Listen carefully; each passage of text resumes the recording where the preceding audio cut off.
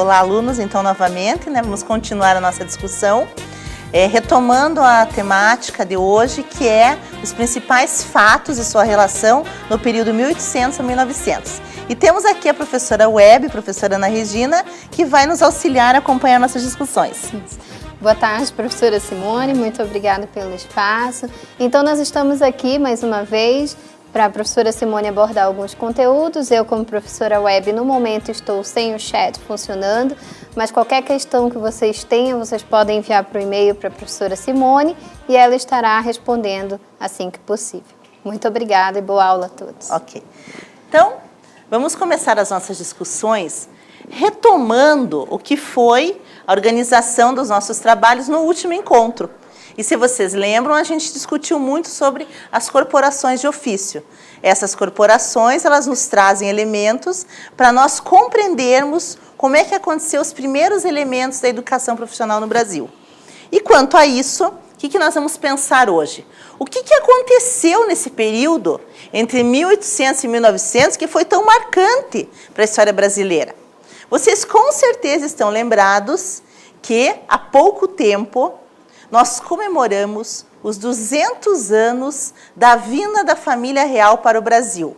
E para nós, que não somos de origem monárquica, não nos mantivemos nesse padrão, nesse modelo de governo, podemos nos perguntar, senhoras, mas por que é importante que a família real tenha vindo para o Brasil? E, inclusive, há muitas histórias sobre isso. Histórias, eu brinco, porque, se vocês lembram também, houve uma época em que se distinguia a história com H, era a história que era verdade. E a história com E era aqueles fatos que eram criados, que faziam parte da imaginação.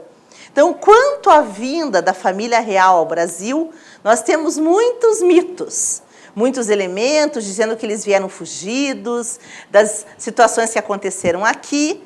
Claro que, tanto tempo depois, alguns elementos são assim permeados pela imaginação humana. Mas o que nos interessa saber é no que contribuiu para o crescimento do Brasil e para a expansão do pensar a educação profissional, a vinda do rei naquele período da época de 1800. Vamos ao slide, só para que nós retomemos os conteúdos passados e entremos nos aspectos principais do encontro de hoje. Então, nós temos aqui, vocês estudaram já comigo, a Constituição do Ensino Profissional no Brasil, a função e a história das corporações de ofício. Nós temos também a concepção de trabalho atrelada à ideia de desqualificação, e a educação profissional baseada na tradição oral e na prática, que foi um dos aspectos que fez parte do nosso debate há pouco tempo atrás. Então, vocês percebam aqui que a ideia de tradição oral e de prática, ela acompanha muito dos nossos procedimentos até os dias de hoje. Então, nós vamos pensar como ocorreu essa história nos anos de 1800, com a adoção de modelos de aprendizagem de ofício manufatureiro e o amparo da camada menos privilegiada da sociedade brasileira.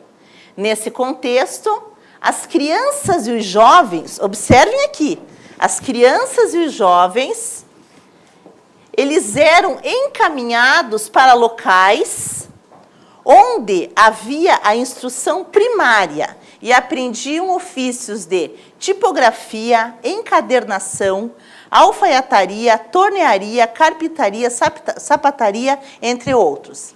O que é importante que fique claro para nós? Não temos aqui um modelo de escola.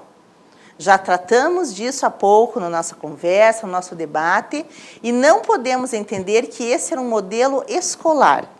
A formação profissional inicial de diferentes tarefas e ofícios, ela era feita em espaços de acolhimento a essas crianças, mas elas tinham basicamente uma função social. Essas crianças encontravam naquele espaço a possibilidade da sobrevivência. Um outro aspecto importante é que vocês entendam que nós tínhamos instituições oficiais, que eram mantidas por leigos, e nós tínhamos uma força muito grande das irmandades. Observem que até hoje nós temos na história do Brasil instituições, projetos, associações vinculadas a entidades confessionais, ou seja, entidades vinculadas à igreja. E que houve um padrão muito marcante na história brasileira, que essas sociedades, que essas instituições formassem para o trabalho, que são essas tarefas que eram executadas também por crianças. Vamos mais um pouco nos slides pensar mais sobre isso. Então, nós temos aqui um outro aspecto importante, que marcou o ano de 1785. Provavelmente, vocês já tiveram acesso a essa informação em outros momentos dos estudos de vocês. Mas nós não nos detivemos para pensar qual o impacto que teve em torno de 1700 que as fábricas brasileiras tivessem sido fechadas. Em primeiro lugar, nós temos que pensar a concepção de fábrica para a época. Eram, no máximo, espaços reduzidos, onde haviam 4 modalidades de trabalho. Então, uma manufatura de objeto, alguma situação de serviço, ela era executada em 4 compartimentos. Então, essa é uma visão pré-fabril. Nós não temos a fábrica como nós pensamos hoje. Mas, de qualquer forma, elas não eram bem-vindas no Brasil colônia. Observem agora, eu trouxe o texto na íntegra, para vocês pensarem por que essas fábricas não eram bem-vindas. Eu trouxe para vocês informalmente, no debate anteriormente, mas vou trazer agora na escrita. Vem um slide para perceber. O que nos diz o decreto da época? O seguinte: o Brasil é o país mais fértil do mundo, em frutos e em produção da terra. E os seus habitantes têm, por meio da cultura, não só tudo o que lhes é necessário para o sustento, mas ainda artigos importantíssimos para fazerem, como fazem, um extenso comércio e navegação. Ora, se a estas incontáveis vantagens reunirem-se as das indústrias e também a das artes para o vestuário, luxo e outras comodidades, ficarão os mesmos totalmente independentes da metrópole.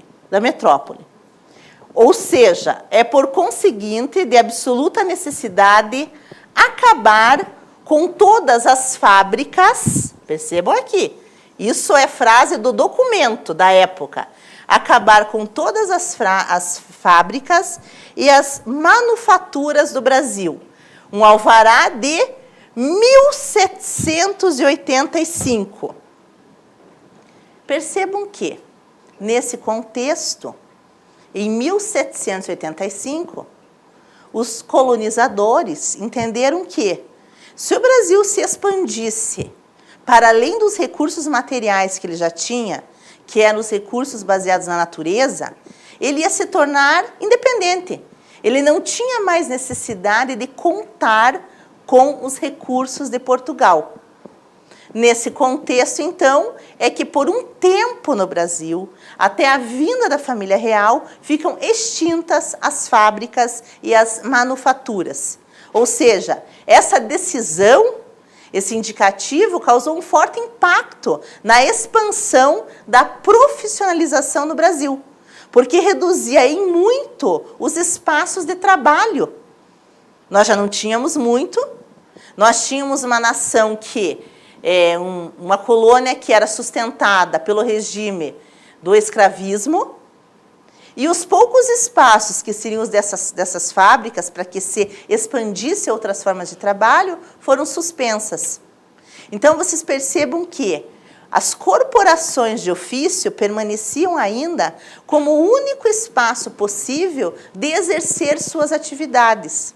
Uma curiosidade nesses estudos é nós concluirmos a quantidade de sapatarias que existiam na época em algumas ruas do Rio de Janeiro. Por que isso? Por que tantas sapatarias numa sociedade em que 95% não usava sapato? em vista de que os que tinham dinheiro, a elite da época, consumia muitos sapatos.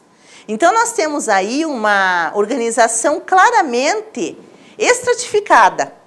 Muitos que viviam na miséria, que não tinham nem o poder de troca, porque não tinham acesso a dinheiro, e aquelas senhoras da época que consumiam muitos sapatos que eram confeccionados em seda. Por que eu trago esse elemento que é uma característica da sociedade da época? Porque usar sapatos naquele momento era um objeto de desejo e era também um objeto de status social. Porém, com a expansão do número de habitantes, nem só de espaços de artesãos, nem só do espaço de confecção de sapato, poderia ser organizada a sociedade. Então, o fechamento das fábricas causou um impacto muito grande. Vamos ver outros aspectos que foram decisivos para a época. No slide, nós temos na sequência aqui a seguinte ideia. As influências da vinda da família real ao Brasil em 1808. Certamente, muitos de vocês estão agora lembrando de filmes que já viram sobre essa época, lembrando de acontecimentos que a gente se pergunta, será que isso é verdade ou não é? Felizmente, para nós que trabalhamos com a história, ultimamente, nas últimas décadas, a história vem se tornando mais próxima das pessoas. Se quando nós éramos alunos, nós tínhamos um modelo de história em que decorávamos as informações e as datas, hoje em dia nós temos acesso ao outro lado da história. Certamente vocês ficam curiosos em saber como é que acontecia as relações entre a nobreza, como é que foi a vinda da família, mas por um olhar mais, eu diria assim, mais privativo. Há uma curiosidade em entender a história e observar os seus sujeitos como eles realmente eram. Então, hoje eu convido vocês a fazer essa fusão. Vocês vão retomar na memória os aspectos que vocês lembram da vinda da família real. Quando você pensa nessa vinda de Portugal para cá, o que vem para você? Quais consequências, porque é assim que os livros didáticos expressam, quais consequências trouxeram para o Brasil a vinda dessa família? E o que mais nos interessa, em que medida esta vinda ela foi significativa para a constituição das profissões e do trabalho no Brasil. Então, vamos pensar um pouquinho nessa vinda. Por quais razões eles precisaram sair lá? Temos aqui. Quais razões motivaram esta viagem ao Brasil? Realmente foi intencional. O que significa isso? Já houve especulação, eu diria, de que eles vieram fugidos e que não havia um planejamento. Isso não é verdade.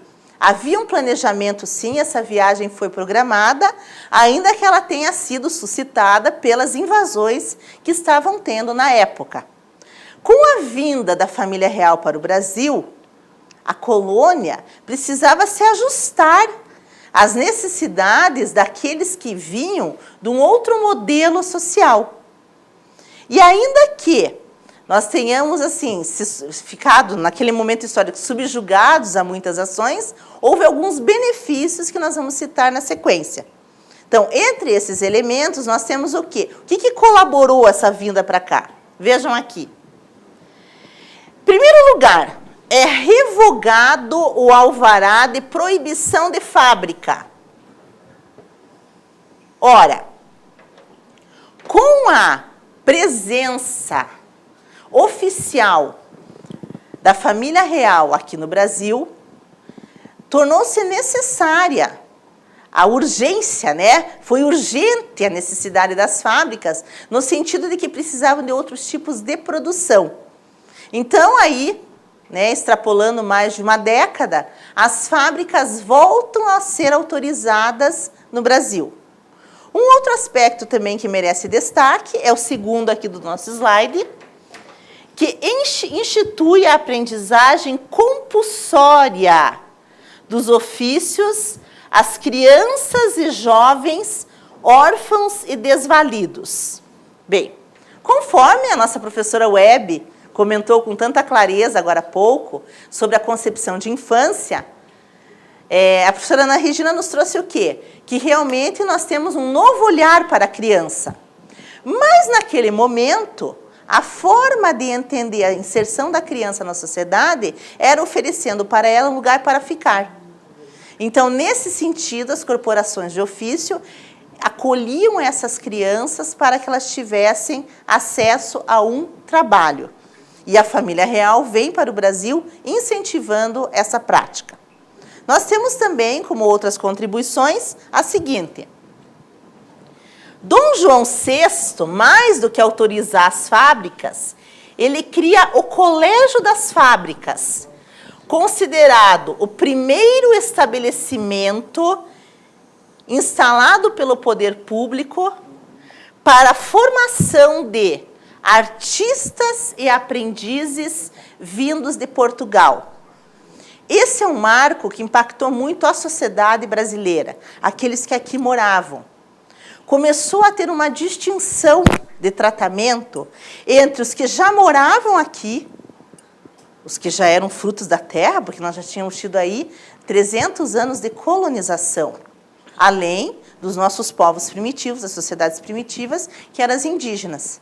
Então, nós tínhamos aqui muitos originários, muitos brasileiros, que sentiam claramente a distinção, o preconceito entre aqueles que vieram junto com a família real e que tinham acessos e aqueles que não vieram.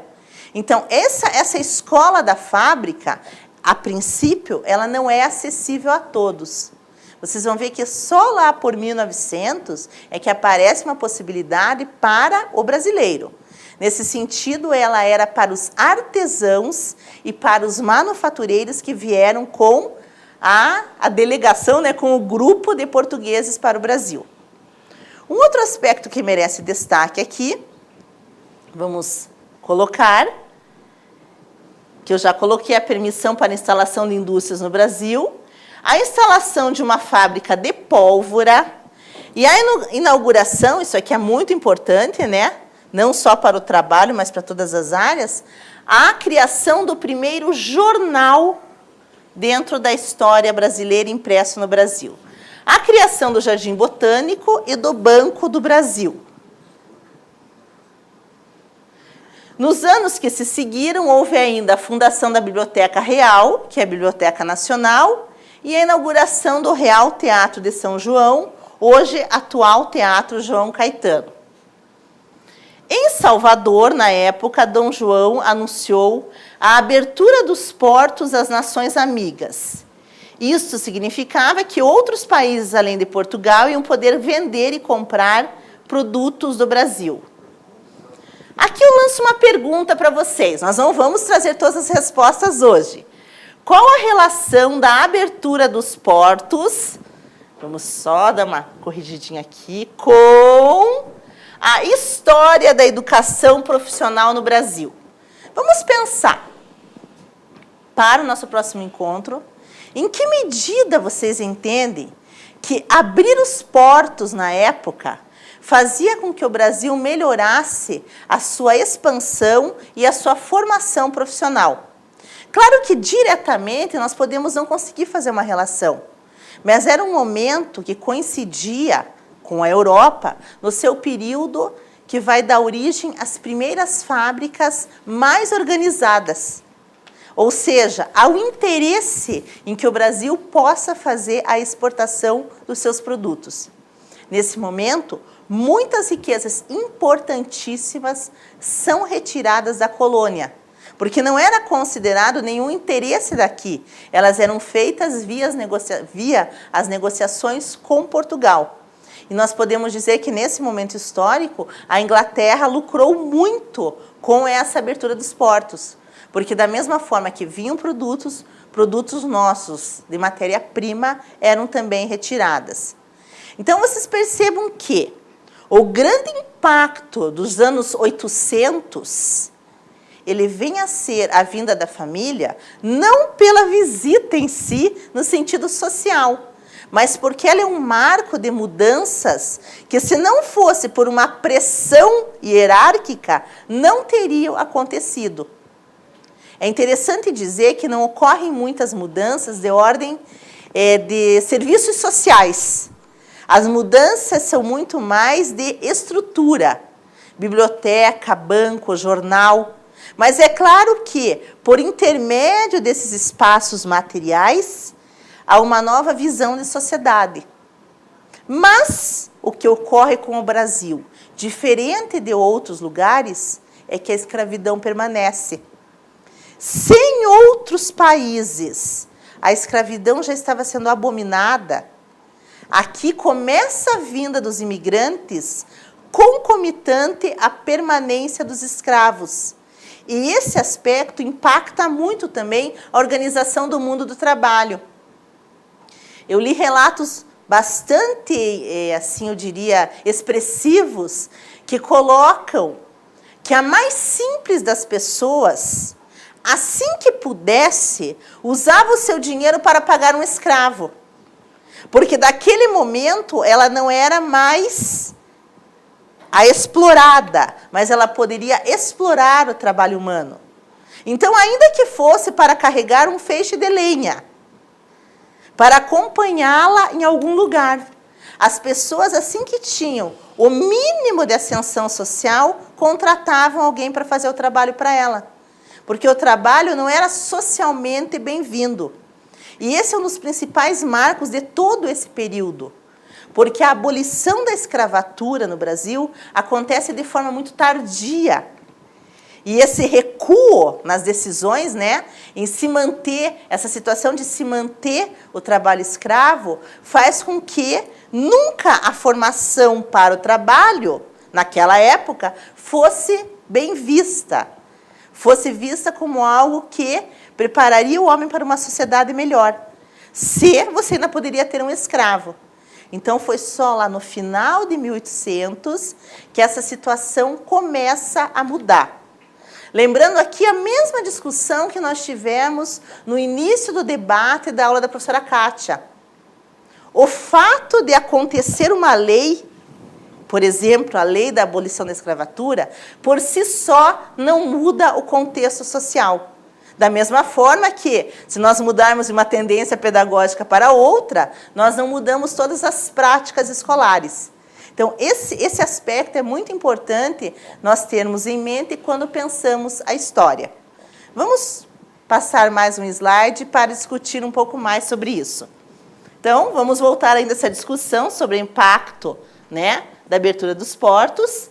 E aqui, um assunto que eu citei no debate anterior, mas que eu considero muito importante. A extinção, pela Constituição de 1824, das corporações de ofício. Tá? Esse é um assunto que nós ainda vamos voltar, mas que fica para vocês. Ora, se as corporações de ofício acolhiam o trabalho infantil, se elas eram associações de caráter coletivo, mas não tinham cunho escolar, por que a extinção dessas corporações elas trazem um impacto grande para a história brasileira e não tanto benefício? É muito interessante nós notarmos aqui que o que acontece? Perde-se a noção das associações. As populações menos privilegiadas tinham nas corporações de ofício ainda um espaço de organização. A extinção dessas corporações começa a dar espaços para os grandes comerciantes e, com a abertura dos portos, para que produtos comecem a entrar a valores exacerbados, a valores muito altos, que ninguém mais tinha acesso. Então, se, por um lado, as corporações mantinham um certo controle da organização social, sem elas, os grandes proprietários, os grandes comerciantes começam a se expandir, diminuindo cada vez mais o espaço das corporações, sejam elas aquelas dos leigos ou mesmo aquelas vinculadas à igreja. Então, esse é um momento muito importante para a história da educação brasileira. Temos ainda o seguinte aspecto, que trata dessas duas perguntas que eu fiz para vocês. Qual foi o impacto dessa extinção, né, para a história da formação brasileira? Surge aqui um novo grupo, que são os estabelecimentos... Opa! Um errinho ali no quadro. Os estabelecimentos artesanais, certo? Aqui é uma nova concepção, uma nova forma de se pensar a educação para o trabalho. A informal ainda e não a educação formal. Uma curiosidade muito grande que eu encontrei aqui para a gente, né, tornar coletiva é a ideia de que os ouvidores da época autorizavam que aqueles que faziam artesanato e eram chamados de artistas tivessem espaço para o trabalho. Mas aqueles que confeccionavam bens como artífices já não tinham possibilidades. Então, percebam que aqui nós temos uma nova classe profissional se constituindo no Brasil, que são os artistas, que na época trabalhavam com entalhamento, trabalhavam com pequenas peças de teatro, trabalhavam com reproduções musicais e trabalhavam também com pintura. Então, essas pessoas eram olhadas de uma outra forma para a sociedade. Então, veja, a gente já estudou a profissão de sapateiro, né, a organização dos médicos, e agora temos um novo olhar para uma outra profissão, que são os artistas. Sobre os artesãos, especificamente, nós vamos discutir mais no nosso próximo encontro. Mas eu gostaria de concluir a nossa discussão de hoje com uma reflexão que ela é muito atual. Vamos aqui para o nosso último slide, que traz o seguinte raciocínio.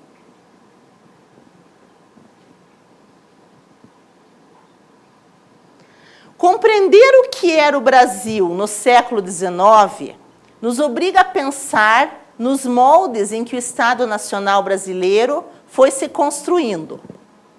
Nos instiga a analisar as bases de uma estrutura de poder que antes era sustentada na mão de poucos e que ocorre da passagem do modelo da corte do Segundo Reinado para os grandes coronéis do século XX.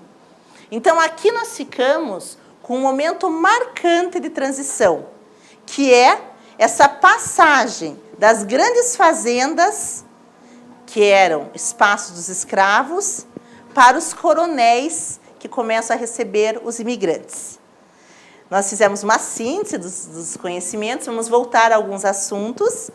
Vou passar a palavra para a nossa professora, a Web, para ver se há alguma questão a ser tratada.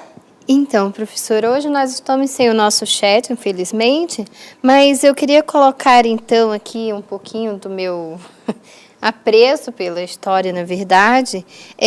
Então, que nós já começamos com as fábricas, com a vinda das fábricas, com a vinda do banco, com a vinda do jornal que você comentou. Então, nós já temos aí um percurso de trabalho feito, né? Isso. Então, agora o que eu queria perguntar para a professora, como é que está sendo visto a parte da valoração, né, desse trabalho? Como é que se dá esse paralelo? Porque hoje nós buscamos muito, né? Nós estamos muito voltados com o retorno. Isso. Então, naquela época, nós já temos um grande avanço, então, né? A partir dessa história, sim, em bens materiais e a parte da valoração. Então, vejam, nós não temos muito tempo para discutir uma ideia tão valiosa, mas eu tenho certeza que esse é um contexto que pode ficar para iniciar as nossas discussões no próximo encontro. Eu conversei muito sobre vocês, sobre profissões que foram surgindo, mas como elas acontecem quando a gente pensa em salário. Agradeço muito a participação de vocês e vamos voltar desse ponto no nosso próximo encontro. Muito obrigada. Muito obrigada, ótima tarde a todos.